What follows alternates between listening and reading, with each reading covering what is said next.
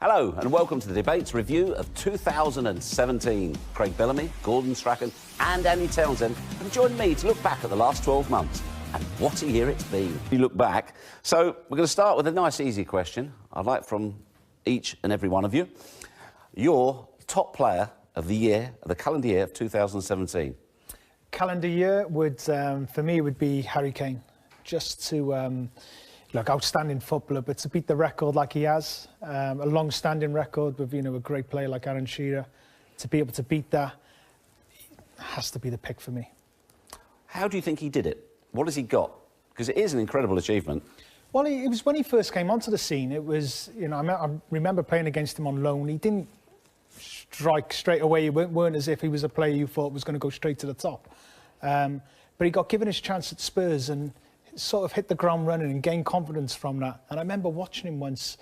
I was doing another show, and people were like straight away, he sort of reminded me of like Raul, where just knows where the goal is, got different ranges of finishes, not great pace, but seems to always get on the last man and come away from the player.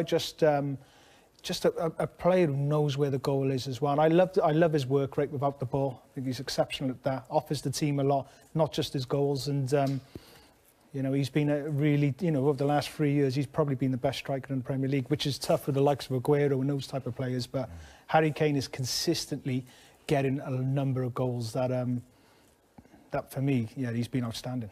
I would imagine also as well that you would like his professionalism. When we spoke to him after the Southampton game, he said it's all about marginal gain. So he's looked at his diet. He's got a chef comes to his house. He looks at exercise. He's forever studying things. Where can you make the slightest gain that makes him a slightly better player? Well, if you're prepared to do that, you'll make yourself different from everybody else, because a lot of people take shortcuts to try and be a top footballer, but he's not taking any shortcuts.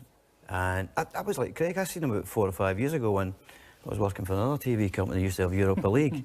And this guy used to have the older boys playing up front for Spurs. But when they played this fella, the stadium come alive. There was an honesty about his play. The players on the boom enjoy working well. And when you look at Craig and you say, what we kind of ignore about footballers at Harry Kane is intelligence. And that's what he's got. So you can pick it, you can say to him, spin and go in there. He's got that in his locker now. He didn't have a few years. Everything was defeat for a while. Now he can spin and go in behind. He's got good players to put the ball over the top with Eriksen and things like that. So he's taking in everything. Every year he's getting better with that knowledge. Because there's some players, I'm afraid, technically good, but can't take in information in. And I'd probably have him as a player of the year as well, if it wasn't for scoring against Scotland against... and that was against him. I'm going to hold it forever, don't worry about that. He plays every week, doesn't he? He gets himself out Who would there. get your vote, Andy? Him, Harry Kane, easily. By a distance. Really? By a distance, and there's been some great players out there, but I just think, in terms of a player that's improved, that shoulders the responsibility, the main burden, and scoring goals, as the guys will tell you, is the toughest thing to do on the pitch. I think he's improved significantly. He looks like he enjoys being the main man, ready to shoulder it for club and country. I don't think he's got... at the moment, there aren't too many weaknesses in his game. As Craig said, doesn't strike you as being the quickest centre forward out there. Runner. But once he gets... But people beside him, he runs yes, off, Andy. right, it does. There's people who are lightning quick, but if you touch them, correct, they're gone. But he's a strong runner. He is. But also another thing he's got, Andy, was that he can see where the final pass is coming 4 passes away. Yep. He gets himself ready, he can see things, he can work it out where the ball has got to be in the final pass and put himself in a position for that. He's playing at a club as well that play very good football, front foot, on the front foot. He's got quick players around him, intelligent players around him. So, but you know what? The range of goals he scores, Craig, doesn't he? He'll get a few tap-ins and then he gets some unbelievable stuff from outside the box, headers. The reason he's got a variation of goals is because they play a variation of football at Spurs. It's not all 1-2s, it's crosses, it's chips over the top, 1-2s. So he'll get a range of chances, but getting a range of chances and taking them is a different sort of thing. But he allows you to do that. He allows you to put the ball into the box because you always feel with him, especially in the box. Yeah, he's got every chance of getting himself first to the ball.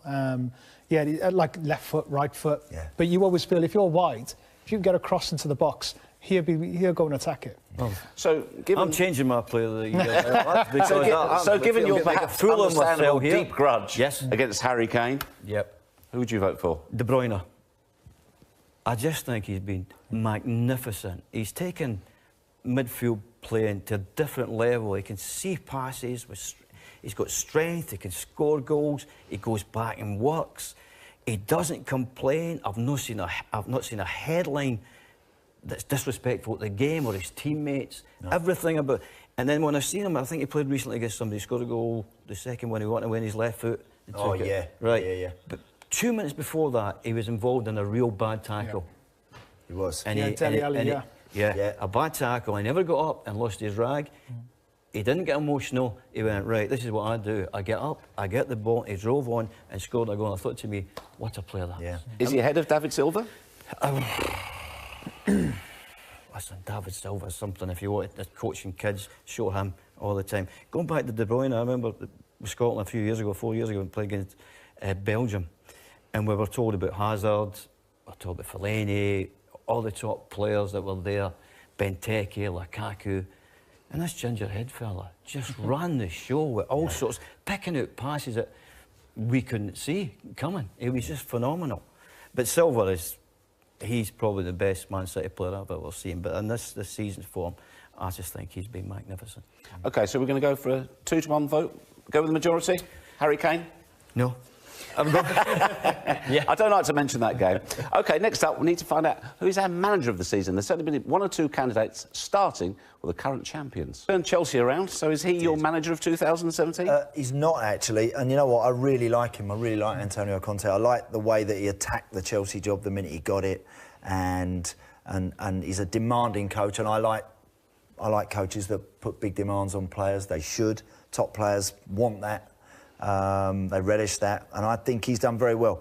But I've gone for Guardiola, purely because I think we're just seeing something that I haven't seen before. He hasn't won anything. I know, he hasn't, but in the calendar... We've just seen a fella with the top prize, silverware. Yeah, he did, he won it, and full marks to him for doing it. But look, Guardiola didn't have a bad 2017, Jeff. I think he's only lost a couple of league games in the calendar year. He's just playing a brand of football at the moment that there's 19 other managers out there trying to stop him, and 19 other good coaches and 19 other first-team coaches behind them. They're all trying to do something to deny this guy, to stop him, and they can't get near him at the minute. Nobody's even really coming close at the moment to finding a way to dent them or stop them or deny them. And I just think he's producing a brand of football that we haven't seen here before. Well, he's changing the Premier League. I can see you nodding enthusiastically. No, because I went Guardiola. Are you voting the same way? Yeah, I've gone him as well. Just due to the record this season, and the way he's attacked it. Because don't forget, last year there was a lot of people questioning him, but he didn't. He still stayed true to his beliefs. He was very, even all the stick he was getting, he made sure, no, these my principles. I will not change. So we were also saying there was a lot of people out there as well who have gone quite quiet at this present moment. Were saying you can't come and play this way in English football. It's different. You've got to win second balls, this, and this. So he took a lot on board, but he was always maintaining the fact that I'm gonna play this way. And of course, now people are very quick to say, well, yeah, but he's bought other players. But you look at the key players, De Bruyne, Silva. Sterling got better. He's made top-class players get even better. And of course, the signings, the goalkeeper... And also, he stuck to his principle over the goalkeeper, didn't he, as well? Yeah, of course. And everyone said that's nonsense. But the way he's changed the goalkeeping issue as well is he's flipped that again, which I always felt, and this is from years of watching Guardiola, I learn more off him than I do any other manager. I always feel it's a coaching session every time you're watching it. What's he doing differently? Because he'd always throw up something different. Against the opposition, I was trying to break them down. He'd talk about defensively. He'd always keep, of course he presses high because he wants the opposition as far away from his goal as possible. But I see now how teams are changing. Teams like we've seen off Newcastle the other day, but it's been Bournemouth. I think there's 1 or 2 teams actually going into the game saying, look, we've lost good at trying things out and going, didn't work that. Yeah. I'll stick it away. He's brave. He'll try things out. As a coach, I always tell young, try things out. At coaching and your youth teams, try it out. And I think the good thing about it is he tried a lot of things out when he was doing the youth team at Barcelona. So he's learnt his trade. he's also always had good players who can try that. Yeah, because sure. most of us will love to do that, but we've never had the players that you can truly trust to do that. So, but in saying that, there is coaches who have messed it up with good players.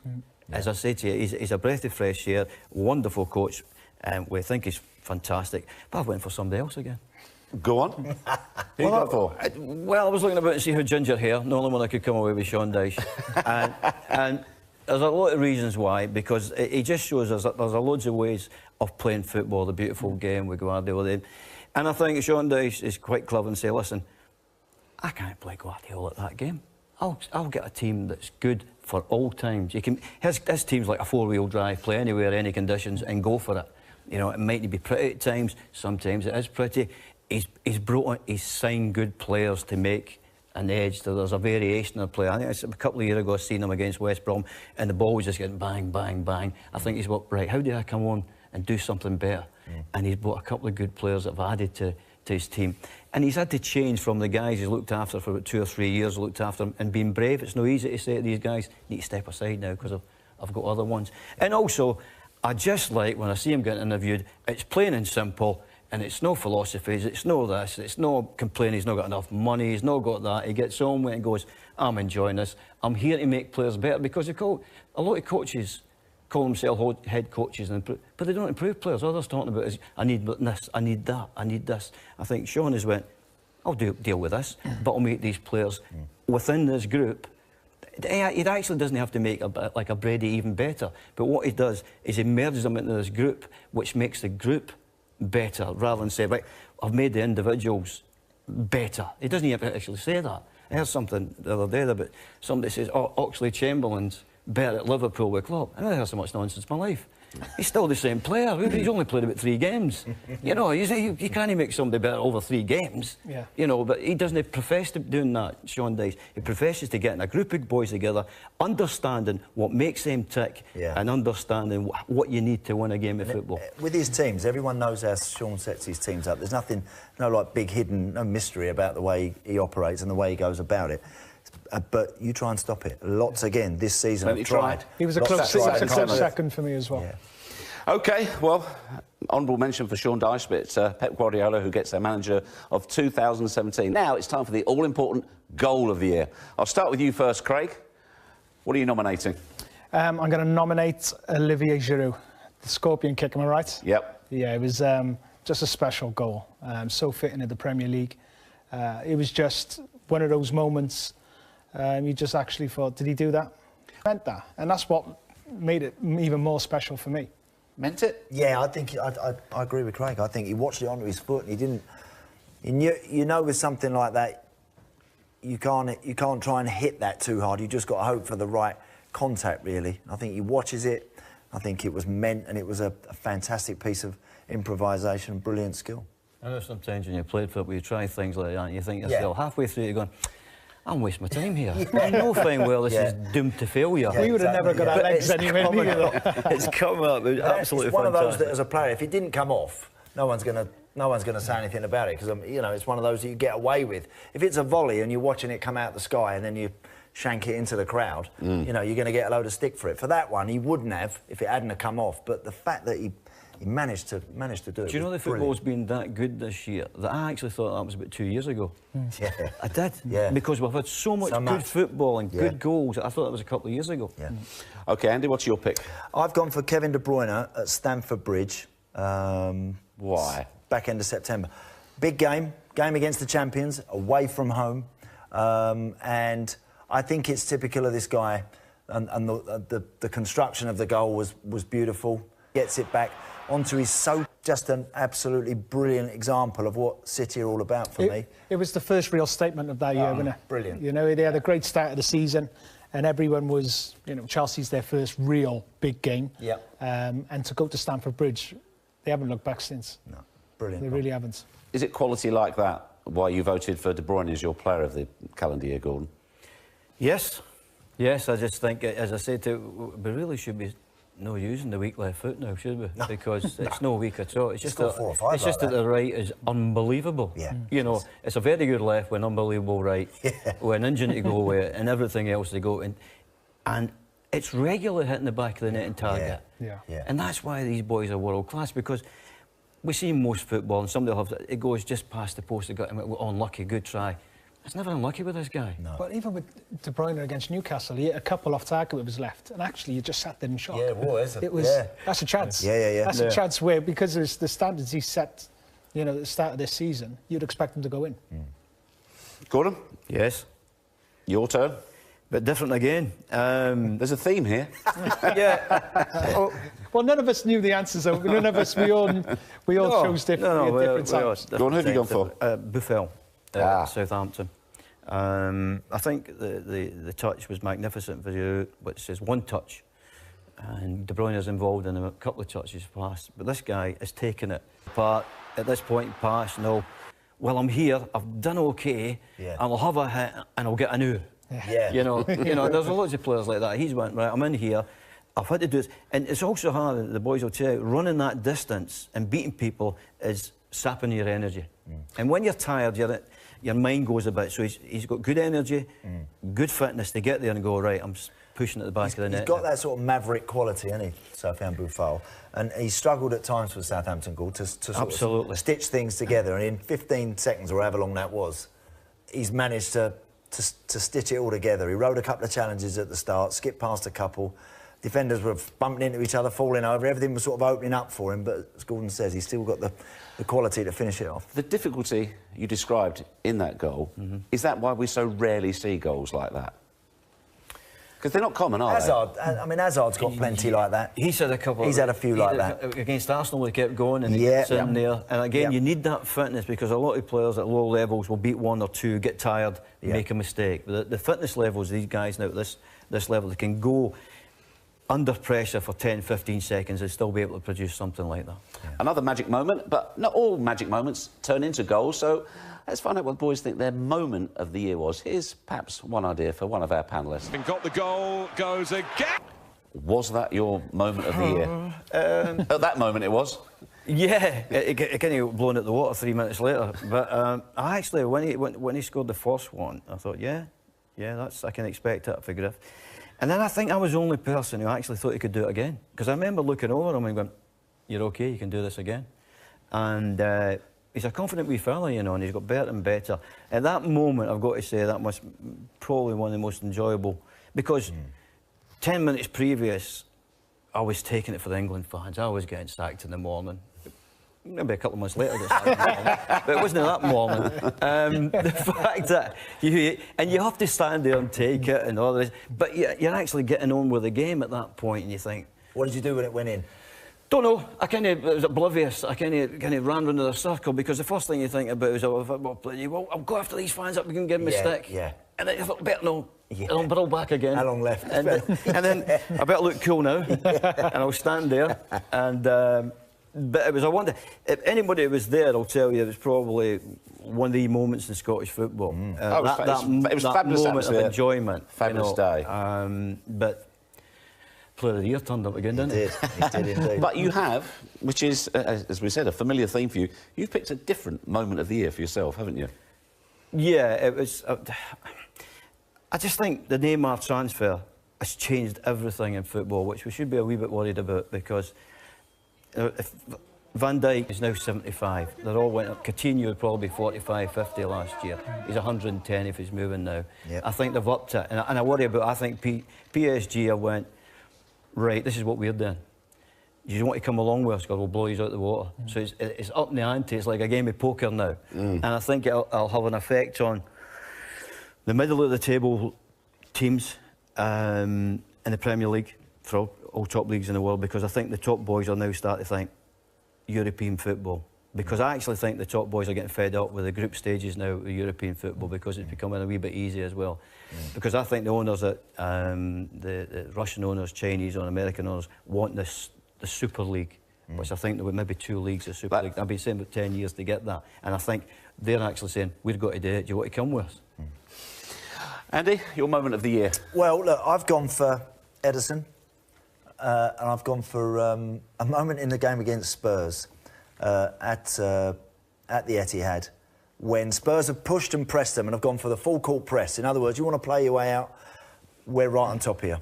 And this goalie, who's brilliant with his feet and not too shabby with his hands, I mean, that to me, that's how you do it. Go over the top of it. Happens. Leroy Sané's shot in the end is just that is just unbelievable. I'm playing devil's advocate. But that's why he wants to play from the back, to set up those moments. Now he's got a goalkeeper who can do it. But people, sorry. Yeah, go on, Craig, yeah. It's what it looked like now. People would be sat at home saying, well, why are they offside? Yeah. You can't be offside of goal kicks. So you can have centre forwards go stretch the play. And what he can do as well, if you stretch the play that much, because he'd have one of the centre forwards going that far back. Yeah. Okay. So what you're going to do, you're going to mark him. If you don't, then he'd drop it into the centre of the pack, which leaves that big gap as well. He's just caused all sorts of problems. All right, that's Andy's moment. What's yours? I've gone for Manchester City's win at Old Trafford this season. The record breaker. The record breaker. Goals they got weren't the sort of expected from Manchester. Won the record. It sort of left a statement for me. I know we were talking about the Chelsea one, but that was another test. You know, can Manchester United, go to Old Trafford? Could you win there? Playing the football he does against a Mourinho Manchester United team. You know, you must have walked. I walked after the game, without doing the game yourself. You know, with a feeling of, I can't see any A team real stopping. physical Man United side as well. They actually never got physical. Yeah. No. I can't see any team stopping Manchester City. That was my feeling after the game. And being, watching Manchester United, especially over the years, we've grown up watching, these guys would have played in it, I played in it. You know, when Manchester United was so dominant, it was a real change. A real shift of power.